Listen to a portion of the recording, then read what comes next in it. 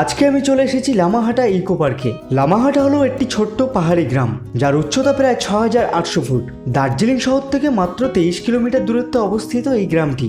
Lamahatta eco পার্কের ticket মূল্য জনপ্রতি ২০ টাকা। এই পার্কের বিশেষ আকর্ষণ হলো বিস্তর জায়গা জুড়ে সারি সারি পাইন গাছের জঙ্গল রয়েছে, আর তার ঠিক গা বেয়ে রয়েছে ছোট্ট ছোট্ট বাঁশ দিয়ে ঘেরা সরু রাস্তা। সেই সরু রাস্তা ধরে ৭৫০ মিটার ওপরে উঠলেই একটা পন্ডের দেখা মিলবে। ওটাই আর কি লামাহাটা ইকো পার্কের মেন দর্শনীয় স্থান।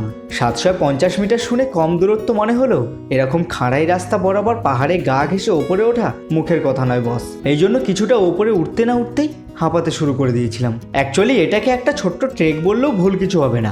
সারি সারি পাইন গাছ আর ঘন মেঘ জায়গাটাকে অ্যাডভেঞ্চারপূর্ণ করে তুলেছে। যাই হোক, হাঁপাতে হাঁপাতে অবশেষে আমরা ওপরে এসে পৌঁছালাম। এখানে একটা পবিত্র পন্ড রয়েছে এবং চারিপাশ দিয়ে ধর্মীয় ফ্ল্যাগগুলো ঝোলানো আছে। জায়গাটা বেশ শান্ত এবং নিরিবিলি।